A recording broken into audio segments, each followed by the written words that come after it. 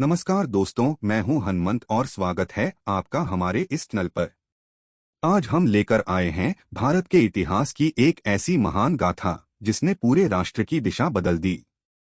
यह कहानी है उस योद्धा की जिसने साधारण से उठकर महान साम्राज्य की स्थापना की, सम्राट चंद्रगुप्त मौर्य की। उनका संघर्ष, उनकी दूरदृष्टि और उनकी वीरता ने भारत को एक नए युग में प्रवेश कराया। तो आइए चलिए हम डूबते हैं इस अद्भुत यात्रा में और जानते हैं आखिर किस तरह एक साधारण युवक बना मौर्य वंश का संस्थापक और अखंड भारत का शासक। भारतीय इतिहास में कुछ ऐसे सम्राट हुए हैं जिनकी गाथाएं केवल एक राजा की कहानी नहीं बल्कि पूरे युग की दिशा बदलने वाली घटना रही हैं। उन्हीं में से एक नाम है चंद्रगुप्त मौर्य। वे केवल एक सम्राट नहीं थे बल्कि भारतीय उपमहाद्वीप को पहली बार एकजुट कर एक शक्तिशाली साम्राज्य खड़ा करने वाले व्यक्ति थे। उनका जीवन संघर्ष, परिश्रम, दूरदर्शिता और दृढ़ संकल्प की अद्भुत मिसाल है। लेकिन यह महान सम्राट किसी राजमहल में जन्मे राजकुमार नहीं थे। उनका प्रारंभ एक साधारण परिवार से हुआ। संघर्षों और कठिनाइयों से जूझते हुए उन्होंने जो सफलता पाई वह आज भी प्रेरणादायक है। चंद्रगुप्त मौर्य का जन्म लगभग 340 ईसा पूर्व माना जाता है। उनके जन्मस्थान को लेकर मतभेद हैं। कुछ इतिहासकार कहते हैं कि उनका जन्म पाटलिपुत्र, आज का पटना, बिहार के निकट हुआ, तो कुछ का मानना है कि वे मगध क्षेत्र के किसी छोटे गांव में पैदा हुए। उनके परिवार की सामाजिक स्थिति भी स्पष्ट नहीं है। कुछ प्राचीन ग्रंथों के अनुसार वे साधारण किसान परिवार से थे। जैन साहित्य में उल्लेख मिलता है कि वे मौर्य कुल से संबंधित थे, जो संभवतः पशुपालक या छोटे समुदाय के लोग थे। परंतु एक बात तय है, चंद्रगुप्त का बचपन किसी राजकुमार जैसा विलासिता भरा नहीं था, बल्कि साधारण और संघर्षपूर्ण था। उनके पिता का नाम सार्वजनिक रूप से स्पष्ट नहीं मिलता, परंतु यह माना जाता है कि वे बचपन में ही पिता विहीन हो गए थे। उनकी माता ने बहुत कठिन परिस्थितियों में उनका पालन पोषण किया। चंद्रगुप्त का बचपन कठिनाइयों से भरा था। वे खेतों में काम करते, गांव के अन्य बच्चों की तरह पशुओं को चराते और कभी-कभी अपने जीवनयापन के लिए छोटे-मोटे काम करते थे। इतिहासकार जस्टिन, एक ग्रीक लेखक, के अनुसार चंद्रगुप्त बचपन में बहुत उत्साही और साहसी थे। वे साधारण बच्चों की तरह खेलते थे, लेकिन उनमें नेतृत्व और संगठन की स्वाभाविक क्षमता थी। वे अपने दोस्तों के बीच राजा बनकर खेलते और युद्ध का अभिनय करते। कहा जाता है कि एक बार किसी व्यापारी या अमीर व्यक्ति ने उनके इस नेतृत्व कौशल को देखा और प्रभावित होकर उन्हें तक्षशिला, प्राचीन शिक्षा का केंद्र, ले गया। यहीं से उनकी वास्तविक शिक्षा की शुरुआत हुई। चंद्रगुप्त के बचपन के समय भारत में नंद वंश का शासन था। नंद वंश का शासक था धनानंद। उसका साम्राज्य भले ही बड़ा था, लेकिन उसका शासन अत्याचारी और भ्रष्ट माना जाता था। धनानंद ने जनता पर भारी कर लगाए थे। आम लोग शोषण का शिकार हो रहे थे। सेना और राजकोष तो बहुत मजबूत थे, लेकिन शासक के व्यवहार से प्रजा असंतुष्ट थी। यही वह समय था जब विदेशी आक्रमणकारी भी भारत की सीमाओं तक पहुंच गए थे। 327 से 326 ईसा पूर्व सिकंदर का आक्रमण हो चुका था और उसके ग्रीक सेनापति उत्तर पश्चिम भारत में शासन कर रहे थे। इस स्थिति ने पूरे भारत में असुरक्षा और असंतोष का माहौल बना दिया था। अब कहानी का सबसे महत्वपूर्ण मोड़ आता है चाणक्य से। मुलाकात। चाणक्य कौटिल्य विष्णुगुप्त तक्षशिला विश्वविद्यालय के महान विद्वान थे। वे राजनीति, अर्थशास्त्र, युद्धनीति और कूटनीति के अद्वितीय ज्ञाता थे। वे चाहते थे कि भारत विदेशी आक्रमणों से सुरक्षित हो और एक मजबूत शासक के नेतृत्व में संगठित हो। कहा जाता है कि चाणक्य पाटलिपुत्र आए और वहां उन्होंने नंद शासक धनानंद से मुलाकात की। चाणक्य ने उससे अपेक्षा की थी कि वह पूरे भारत को संगठित करने का प्रयास करेगा, लेकिन धनानंद ने उनका अपमान कर दिया। अपमानित होकर चाणक्य ने प्रण लिया, मैं इस नंद वंश का नाश करूंगा और भारत को एक योग्य सम्राट दूंगा। इसी खोज में चाणक्य को मिला चंद्रगुप्त मौर्य। कहा जाता है कि तक्षशिला में चाणक्य ने चंद्रगुप्त की प्रतिभा को पहचाना। उन्होंने देखा कि यह युवा केवल साहसी ही नहीं बल्कि नेतृत्व, संगठन और युद्ध कौशल में भी अद्भुत है। चाणक्य ने उसे राजनीति और प्रशासन की गूढ़ विद्या, युद्धकला अर्थशास्त्र और कर व्यवस्था, कूटनीति और अंतर्राष्ट्रीय संबंध शिक्षा दी। चंद्रगुप्त केवल एक योद्धा नहीं बने, बल्कि एक रणनीतिकार और दूरदर्शी शासक के रूप में विकसित हुए। चाणक्य और चंद्रगुप्त ने सबसे पहले नंद वंश के खिलाफ संघर्ष शुरू किया। उन्होंने सेना तैयार की और पाटलिपुत्र पर हमला किया, लेकिन प्रारंभ में वे असफल हुए। इतिहासकारों का मानना है कि यह असफलता चंद्रगुप्त के लिए एक सबक थी। उन्होंने समझा कि केवल बल से ही नहीं, बल्कि रणनीति और संगठन से भी युद्ध जीता जाता है। चाणक्य ने उन्हें धैर्य रखने और धीरे धीरे शक्ति बढ़ाने की सलाह दी। उन्होंने छोटे राज्यों और जनपदों को अपने साथ मिलाना शुरू किया। जब चंद्रगुप्त और चाणक्य ने नंद वंश के विरुद्ध पहला अभियान चलाया था, तब उन्हें असफलता मिली थी। लेकिन उस असफलता से उन्होंने बहुत कुछ सीखा। इसी बीच उत्तर पश्चिम भारत में 323 ईसा पूर्व सिकंदर की मृत्यु होने के बाद उसके सेनापति अपने अपने हिस्से पर शासन कर रहे थे। यह स्थिति भारत के लिए अवसर थी। उधर सिकंदर महान की मृत्यु के बाद उसके सेनापतियों ने भारत के उत्तर पश्चिमी भागों यानी पंजाब, सिंधु और अफगानिस्तान का क्षेत्र में शासन करना शुरू कर दिया था। इनमें सबसे प्रमुख था सेल्यूकस निकेटर, जो सिकंदर का सेनापति और उत्तराधिकारी था। चंद्रगुप्त और चाणक्य ने सोचा कि जब तक भारत की सीमाएं सुरक्षित नहीं होंगी, तब तक कोई भी बड़ा साम्राज्य टिक नहीं पाएगा। इसलिए उन्होंने सबसे पहले इन विदेशी शासकों को हराने की योजना बनाई। चंद्रगुप्त ने अपने अनुशासित सैनिकों और चाणक्य की रणनीति के बल पर उत्तर पश्चिम भारत की ओर कूच किया। सबसे पहले उन्होंने पंजाब और सिंधु क्षेत्र के ग्रीक शासकों को युद्ध में परास्त किया। उनकी सेनाएं संगठित, अनुशासित और बड़ी संख्या में थीं। ग्रीक शासक भारत की विशाल जनशक्ति और युद्धकला के सामने टिक नहीं पाए। इस प्रकार चंद्रगुप्त ने सिंधु घाटी और पंजाब को अपने साम्राज्य में मिला लिया। यह उनकी पहली बड़ी सफलता थी, जिसने उन्हें आत्मविश्वास और जनता का समर्थन दिलाया। विदेशी आक्रमणकारियों को हराने के बाद चंद्रगुप्त ने अपनी निगाहें सबसे बड़े और समृद्ध राज्य मगध की ओर डाली। मगध की राजधानी पाटलिपुत्र, आज का पटना, अत्यंत समृद्ध और सुरक्षित नगर था। उसके पास विशाल सेना थी, लाखों पैदल सैनिक, हजारों हाथी और घुड़सवार। राजकोष सोने चांदी से भरा था। लेकिन धनानंद का स्वभाव अहंकारी और प्रजाविरोधी था। चाणक्य ने जनता के असंतोष को समझा और उसे चंद्रगुप्त के पक्ष में मोड़ने की योजना बनाई। धीरे धीरे उन्होंने जनसमर्थन और सैनिक शक्ति जुटाई। अंततः एक निर्णायक युद्ध में चंद्रगुप्त ने नंद वंश को पराजित किया। धनानंद को पाटलिपुत्र छोड़ना पड़ा। नंद वंश का अंत हुआ और इतिहास के पन्नों से मिट गया। चंद्रगुप्त ने पाटलिपुत्र को राजधानी बनाकर मौर्य साम्राज्य की स्थापना 322 ईसा पूर्व की। चंद्रगुप्त अब पूरे भारत के सम्राट बन चुके थे। उनका साम्राज्य मगध, पंजाब, सिंधु और आसपास के राज्यों तक फैल चुका था। उन्होंने जैसे ही शासन संभाला, वैसे ही बड़े पैमाने पर सुधार किए, जैसे प्रशासन को संगठित किया, कर प्रणाली को सुव्यवस्थित किया, सेना को और अनुशासित बनाया, व्यापार और कृषि को बढ़ावा दिया। चंद्रगुप्त की सबसे बड़ी चुनौती अभी बाकी थी। सिकंदर का सेनापति सेल्यूकस निकेटर भारत पर दोबारा अधिकार जमाना चाहता था। वह अफगानिस्तान और पंजाब क्षेत्र पर कब्जा करना चाहता था। लगभग 305 ईसा पूर्व में चंद्रगुप्त और सेल्यूकस के बीच भीषण युद्ध हुआ। चंद्रगुप्त की विशाल सेना और युद्धनीति के सामने सेल्यूकस की सेना टिक नहीं पाई। अंततः युद्ध में चंद्रगुप्त ने विजय प्राप्त की। इस विजय के बाद दोनों के बीच एक संधि हुई। चंद्रगुप्त को काबुल, कंधार, बल्ख और हेरात जैसे क्षेत्र मिले।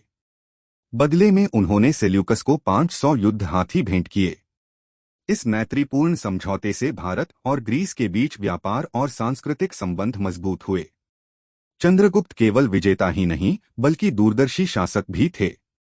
उन्होंने अपने साम्राज्य का विस्तार लगातार जारी रखा।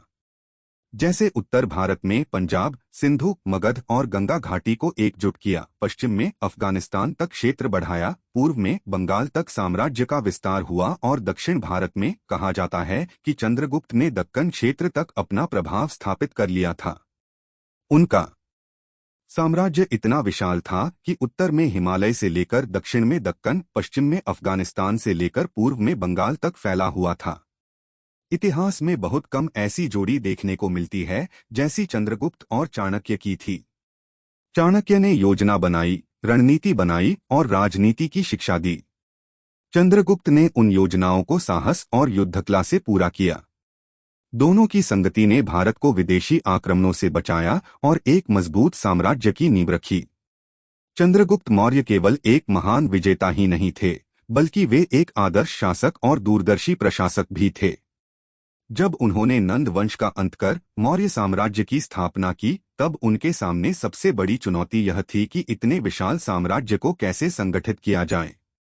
उत्तर पश्चिम के प्रदेशों से लेकर गंगा घाटी तक और अफगानिस्तान से बंगाल तक फैले हुए विशाल क्षेत्र को नियंत्रित करना आसान नहीं था।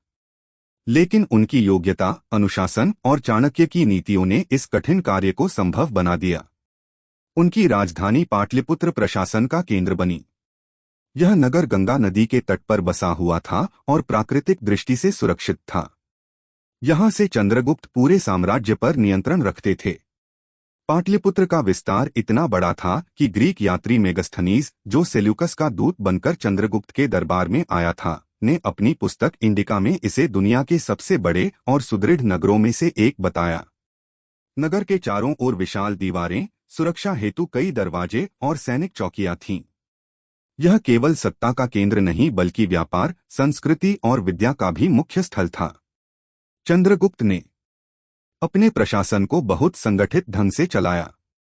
साम्राज्य को प्रांतों में बांटा गया और प्रत्येक प्रांत के लिए गवर्नर नियुक्त किए गए। छोटे छोटे जनपदों और ग्रामों तक प्रशासनिक व्यवस्था पहुंचाई गई। गांवों में ग्रामाध्यक्ष, नगरों में अधिकारियों की नियुक्ति की गई और उन पर उच्च अधिकारियों की निगरानी रखी गई। कर प्रणाली को व्यवस्थित किया गया। भूमि कर, व्यापार कर और अन्य कर वसूले जाते थे, परंतु यह कर अत्यधिक नहीं थे, बल्कि इस प्रकार निर्धारित किए गए थे कि राज्य का राजकोष भरा रहे और जनता पर बोझ भी न पड़े। सेना चंद्रगुप्त के शासन की सबसे बड़ी शक्ति थी। उनके पास लाखों पैदल सैनिक, हजारों घुड़सवार और युद्ध हाथी थे। सेना का संचालन सुव्यवस्थित था और उसका प्रशिक्षण लगातार होता था। यही कारण था कि उनका साम्राज्य बाहरी आक्रमणकारियों से सुरक्षित रहा। मेगस्थनीज ने लिखा है कि मौर्य सेना उस समय की सबसे संगठित और विशाल सेनाओं में गिनी जाती थी। न्याय व्यवस्था भी उनके शासन की एक महत्वपूर्ण विशेषता थी। अपराधियों के लिए कठोर दंड निर्धारित थे, लेकिन न्याय निष्पक्ष था। चाणक्य के अर्थशास्त्र में इसका विस्तृत वर्णन मिलता है। न्यायालयों में राजा के प्रतिनिधि मामलों की सुनवाई करते थे। चोरी, हत्या, रिश्वतखोरी जैसे अपराधों पर कड़ी निगरानी रखी जाती थी। इससे समाज में अनुशासन और सुरक्षा बनी रही। चंद्रगुप्त का शासन केवल युद्ध और प्रशासन तक सीमित नहीं था, बल्कि उन्होंने अर्थव्यवस्था और जनता की खुशहाली पर भी विशेष ध्यान दिया। कृषि को बढ़ावा देने के लिए सिंचाई व्यवस्था की गई। नहरें और कुएं खुदवाए गए, जिससे किसानों की पैदावार बढ़ी। व्यापार के लिए सड़कों का निर्माण किया गया और नगरों में बाजार विकसित किए गए। भारत से मसाले, रेशम, कपास और धातुएं बाहर के देशों में निर्यात की जाती थीं। विदेशी व्यापारी भारत आते और यहां की समृद्धि देखकर प्रभावित होते। जनता का जीवन उनके शासन में स्थिर और सुरक्षित था। किसानों को भूमि की सुरक्षा मिली, कारीगरों और शिल्पियों को सम्मानजनक जीवन मिला और व्यापारी निर्भय होकर व्यापार कर सकते थे। समाज में धर्म और संस्कृति को भी संरक्षण मिला। यद्यपि चंद्रगुप्त के अंतिम समय में वे जैन धर्म की ओर मुड़े, परंतु उनके शासनकाल में सभी धर्मों को समान अवसर और सम्मान दिया गया। कला और संस्कृति भी उनके समय में प्रगति पर थीं। पाटलिपुत्र और अन्य नगरों में शिल्पकला और स्थापत्य कला के उत्कृष्ट उदाहरण देखने को मिले। महलों और किलों का निर्माण हुआ। यद्यपि इनका अधिकांश अवशेष अब नहीं मिलता, परंतु प्राचीन साहित्य और ग्रीक यात्रियों के वर्णन से स्पष्ट है कि मौर्यकालीन स्थापत्य अद्भुत था। चाणक्य की भूमिका चंद्रगुप्त के शासन में अत्यंत महत्वपूर्ण थी। वे उनके प्रधानमंत्री, मार्गदर्शक और नीति निर्माता थे। अर्थशास्त्र नामक ग्रंथ में उन्होंने प्रशासन, अर्थव्यवस्था, कर नीति, विदेश नीति और जासूसी व्यवस्था तक का उल्लेख किया है। चंद्रगुप्त ने इन्हीं नीतियों का पालन कर एक स्थायी और शक्तिशाली साम्राज्य स्थापित किया। वास्तव में यदि कहा जाए कि चंद्रगुप्त ने साम्राज्य की नींव अपने साहस से रखी, तो चाणक्य ने उसे अपने ज्ञान और नीति से मजबूती प्रदान की। चंद्रगुप्त मौर्य का शासन भारतीय जनता के लिए एक नए युग की शुरुआत थी। लंबे समय तक विदेशी आक्रमणों और अस्थिर शासकों से त्रस्त जनता को पहली बार एक मजबूत और संगठित शासन मिला। व्यापार और कृषि की उन्नति ने आर्थिक समृद्धि दी, न्यायपूर्ण प्रशासन ने सामाजिक स्थिरता दी और सैन्य शक्ति ने सुरक्षा दी। इस प्रकार उनका शासन न केवल राजनीतिक दृष्टि से बल्कि सामाजिक और आर्थिक दृष्टि से भी भारत के इतिहास में मील का पत्थर साबित हुआ। चंद्रगुप्त मौर्य का जीवन जितना रोमांचक और संघर्षमय था, उतना ही अद्भुत और प्रेरणादायक उसका अंत भी था। एक साधारण परिवार से उठकर पूरे भारत को एकजुट करने वाले इस सम्राट ने अपने जीवन के अंतिम चरण में राजसिंहासन, वैभव और साम्राज्य की चकाचौंध को त्याग कर साधना और तपस्या का मार्ग चुना। यह परिवर्तन केवल व्यक्तिगत आध्यात्मिकता का प्रतीक नहीं था, बल्कि भारतीय संस्कृति की उस महान परंपरा का प्रमाण था जिसमें सबसे महान सम्राट भी अंततः वैराग्य की ओर मुड़ते रहे हैं। चंद्रगुप्त के शासनकाल के अंतिम वर्षों में जैन धर्म के प्रसिद्ध आचार्य भद्रबाहु का प्रभाव पड़ा। उस समय उत्तर भारत में अकाल पड़ा हुआ था और भद्रबाहु अपने शिष्यों के साथ दक्षिण भारत की ओर प्रस्थान कर गए। कहा जाता है कि चंद्रगुप्त भी उनके साथ हो लिए। उन्होंने राजपाट अपने उत्तराधिकारी पुत्र बिंदुसार के हाथों में सौंप दिया और स्वयं त्याग का मार्ग चुन लिया। यह घटना लगभग 298 ईसा पूर्व के आसपास मानी जाती है। भद्रबाहु के नेतृत्व में चंद्रगुप्त कर्नाटक पहुंचे। वहां स्थित श्रवणबेलगोला का नाम चंद्रगुप्त के जीवन से विशेष रूप से जुड़ जाता है। यह स्थान जैन धर्म का प्रमुख तीर्थस्थल है। चंद्रगुप्त ने यहाँ एक पहाड़ी पर निवास किया और भद्रबाहु के मार्गदर्शन में कठोर तपस्या प्रारंभ की। जैन परंपरा के अनुसार उन्होंने संलेखन व्रत का पालन किया। यह व्रत धीरे धीरे उपवास करते हुए देह का त्याग करने का मार्ग है, जिसे जैन धर्म में एक सर्वोच्च साधना माना गया है। सम्राट चंद्रगुप्त, जिन्होंने कभी लाखों सैनिकों की सेनाएं चलाई थीं और सोने चांदी के भंडार अपने अधीन रखे थे, अब भूख और प्यास से निर्लिप्त होकर आत्मा की मुक्ति के लिए साधना कर रहे थे। अंततः उन्होंने इसी व्रत का पालन करते हुए अपने प्राण त्याग दिए। यह घटना लगभग 297 ईसा पूर्व की मानी जाती है। उनकी मृत्यु ने यह सिद्ध किया कि वे केवल एक साम्राज्य विजेता नहीं थे, बल्कि एक साधक और त्यागी भी थे। राजसिंहासन और साम्राज्य त्याग कर साधना में लीन होने की उनकी कहानी आज भी इस बात की मिसाल है कि जीवन का अंतिम लक्ष्य भौतिक सुख नहीं बल्कि आत्मिक शांति और मुक्ति है। चंद्रगुप्त मौर्य के योगदान को यदि देखा जाए तो वह बहुआयामी है। सबसे पहली और बड़ी उपलब्धि यह थी कि उन्होंने भारत को एकजुट किया। सिकंदर के आक्रमण के बाद भारत छोटे छोटे राज्यों में बंटा हुआ था। विदेशी शासक उत्तर पश्चिमी भारत पर अधिकार कर चुके थे और आंतरिक रूप से नंद वंश की निरंकुश सत्ता से जनता असंतुष्ट थी। ऐसे समय में चंद्रगुप्त ने चाणक्य के मार्गदर्शन में न केवल विदेशी आक्रमणकारियों को बाहर निकाला बल्कि नंद वंश का अंत कर एक शक्तिशाली साम्राज्य की नींव रखी। उनका दूसरा बड़ा योगदान एक सुदृढ़ प्रशासन की स्थापना था। मौर्य साम्राज्य की प्रशासनिक संरचना इतनी व्यवस्थित थी कि बाद के कई शासकों ने उसे अपनाया। चाणक्य के अर्थशास्त्र में वर्णित सिद्धांतों को व्यवहार में लाकर चंद्रगुप्त ने कर व्यवस्था, न्याय व्यवस्था, सेना और प्रांतों के शासन को संगठित किया। यह प्रशासन आगे चलकर उनके पोते अशोक महान के समय और भी शक्तिशाली रूप में सामने आया। आर्थिक दृष्टि से भी चंद्रगुप्त का काल महत्वपूर्ण रहा। कृषि, व्यापार और उद्योग को प्रोत्साहन मिला। पाटलिपुत्र जैसे नगर केवल राजनीतिक ही नहीं बल्कि आर्थिक केंद्र भी बने। विदेशी यात्री मेगस्थनीज ने उनके शासन की समृद्धि का उल्लेख करते हुए लिखा कि भारत के लोग उस समय सुखी और सुरक्षित थे। सांस्कृतिक दृष्टि से भी उनका युग उल्लेखनीय था।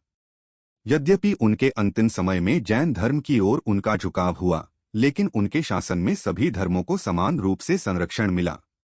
यह धार्मिक सहिष्णुता भारतीय संस्कृति का अभिन्न अंग रही है।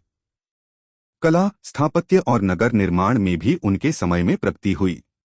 इतिहासकार चंद्रगुप्त को भारत का पहला सम्राट मानते हैं जिसने लगभग पूरे उपमहाद्वीप को एक राजनीतिक इकाई में बदल दिया।